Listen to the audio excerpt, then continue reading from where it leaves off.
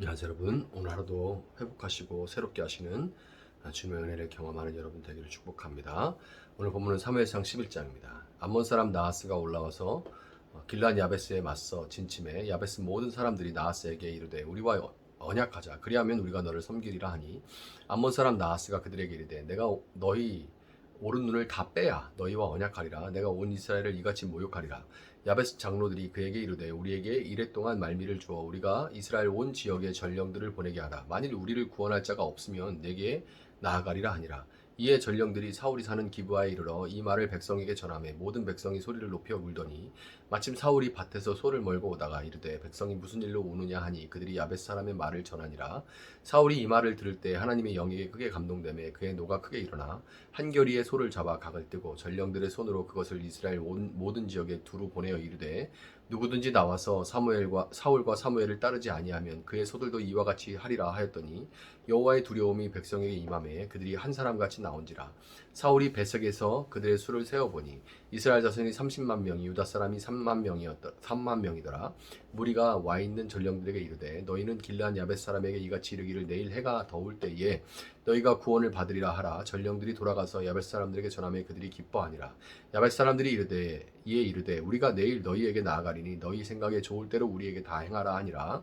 이튿날 사울이 백성을 3대로 나누고 새벽에 적진 한가운데로 들어가서 날이 더울 때까지 암몬 사람들을 치매 남은 자가 다 흩어져서 둘도 함께 한 자가 없었더라. 백성이 사무엘에게 이르되 사울이 어찌 우리를 다스리겠냐 한 자가 누구이니까 그들을 끌어내서서 우리가 죽이겠나이다. 사울이 이르되 이날에는 사람을 죽이지 못하리니 여호와께서 오늘 이스라엘 중에 구원을 베푸셨음이니라. 사무엘이 백성에게 이르되 오라 우리가 길갈로 가서 나라를 새롭게 하자. 모든 백성이 길갈로 가서 거기서 여호와 앞에서 사울을 왕으로 삼고 길갈에서 여호와 앞에 화목제를 드리고 사울과 이스라엘 모든 사람이 거기서 크게 기뻐하니라. 아멘. 자, 사울이 공식적으로 이스라엘의 왕으로 선포됐지만 오랜 기간 동안 12지파의 느슨한 연맹체로 존재해온 이스라엘은 장로들과 같은 일부 정치인들을 제외하고는 아직 일반 사람들은 왕정 제도가 대체 무엇인지에 대한 인식조차 제대로 없는 상태였고 이것은 본문 5절과 같이 사울이 여전히 밭에서 소를 몰고 있는 그런 모습을 통해서도 확인을 할 수가 있습니다. 이런 혼란한 상황을 틈타서 이스라엘의 동쪽 최외곽인 요단강 동편에 있는 길르앗 야베스 땅에 암몬 사람 나하스가 쳐들어와요. 이 나하스라는 이름, 그 어원은 뱀이라는 의미를 갖고 있기 때문에 그는 하나님의 백성 이스라엘을 압제하고 핍박하는 사탄의 전형적인 도구라고 할 수가 있을 겁니다. 막강한 이 나하스의 침략 앞에 길르앗 야베스는 일찌감치 항전하기를 포기하고 침략을 멈춰주면 조공을 하겠다고 협상을 시도합니다. 워낙 이제 막강하니까요. 아예 포기해버린 거죠. 그런데 길르앗 야베스의 협상 제안에 대한 이 나하스의 반응이 참으로 가관인데요. 2절을 보면 그는 길르앗 야베스 사람들에게 내가 너희 오른 눈을 다 빼야 너희와 언약하리라 라는 잔인하고 가혹한 대꾸를 하면서 길르앗 야베스 사람뿐만 아니라 이스라엘 전체에 그와 같은 모욕을 수치를 주고야 말겠다고 그렇게 단언을 합니다. 이 나하스의 말은 그냥 단순한 협박이 아니에요. 그의 압도적인 힘에 기반한 정치적인 포석을 그의 말은 담고 있습니다. 당시에 칼과 방패를 들고 싸우던 전쟁에서 왼눈은 방패를 들고 방패에 의해서 왼눈은 보호를 받게 마련입니다. 그리고 또 가려져서 안 보여요. 그럼 싸움은 뭘로 하는 거예요? 오른 눈으로 보면서 싸우는 겁니다. 오른 눈을 뺀다는 것은 길르앗 야베스뿐만 아니라 이스라엘 전체로 하여금 결코 암몬에 맞서서 군사적으로는 들고 일어날 시도조차 못하도록 아예 싹을 잘라버리겠다는 의미예요. 오른쪽 눈을 빼버리면 이제 왼손으로 방패를 들고 오른손에 칼을 들고 싸우는 일은 아예 할 수가 없는 거죠. 한편 오른 눈을 빼도 왼눈은 남아 있기에 먹고 살기 위해서 농사는 지을 수가 있는 거죠. 한쪽 눈으로.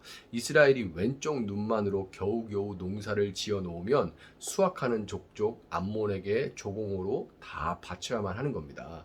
이 한마디에 너희 오른 눈을 다 빼야 너희와 언약하겠다. 이런 이 한마디의 말이지만 정말 무시무시하면서도 힘이 없어서 그런 협박을 듣고 있어야만 하는 이스라엘에게는 수치와 치욕이 아닐 수가 없는 겁니다.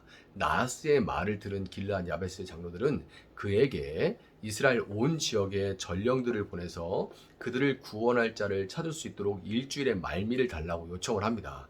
전쟁을 서로 치르고 있는 입장에서 지원군을 요청할 수 있도록 시간을 달라는 이 말인데, 이게 정말 말도 안 되는 그런 요청임에도 불구하고 나하스가 그걸 받아줘요.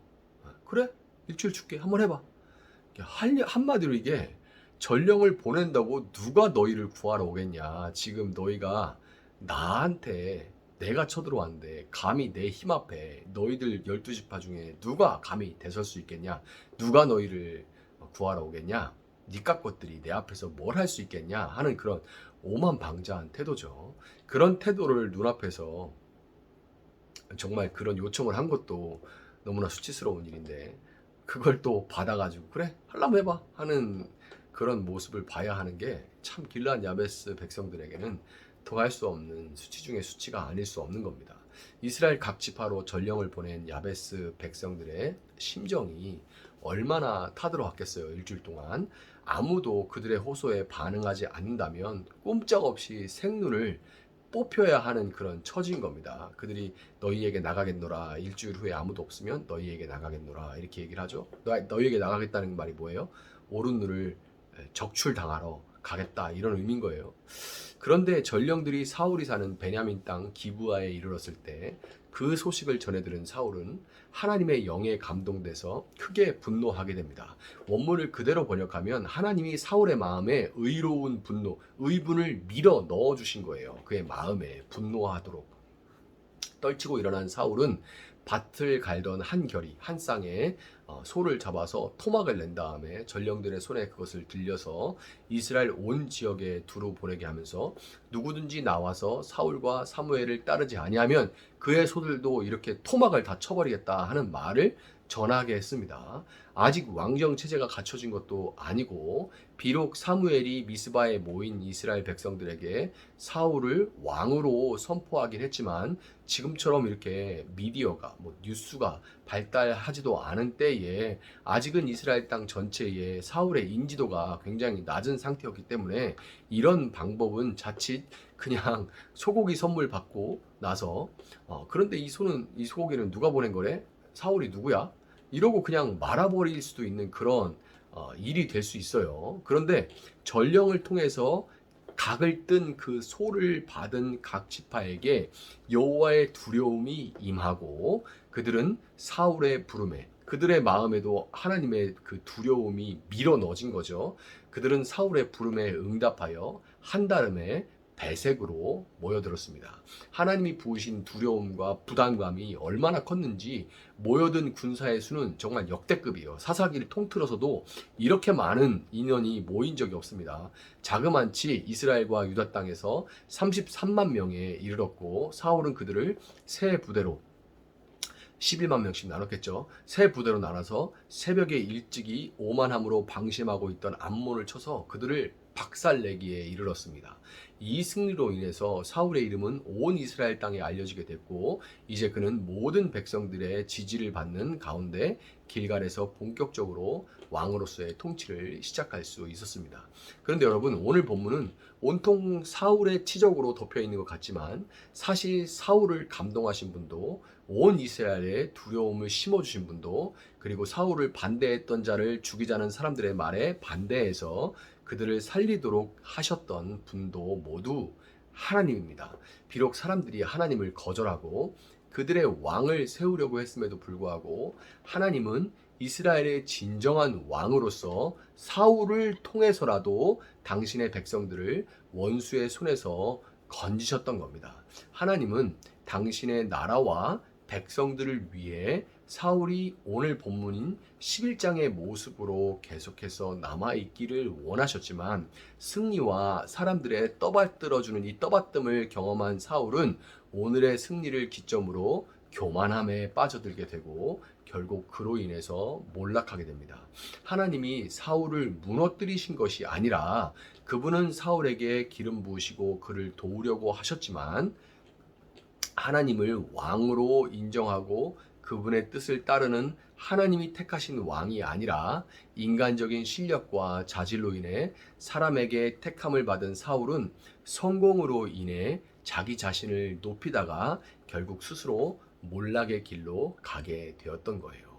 여러분, 우리 삶의 진정한 왕은 하나님 한 분뿐이십니다. 그렇기 때문에 우리는 실패에 낙담하고만 있을 권한도 없고 그분이 왕이시기에 실패할 수 있지만, 그러나 그 실패에 지나치게 계속해서 낙담해 있을 필요도 없고 성공에 자화자찬할 권한도 우리는 갖고 있지 않습니다. 우리에게는 오직 우리 삶을 통해 당신의 백성을 건지시기를 원하시는 하나님의 뜻이 우리 삶을 통해 이루어지기를 소망하면서 순종하는 권한만 있다는 것을 여러분 기억하시고, 사울과 같은 몰락의 길이 아니라 왕이신 하나님과 동행하는 삶을 살아가시는 여러분들이 되기를 예수님의 이름으로 축복합니다. 잠시 기도하겠습니다.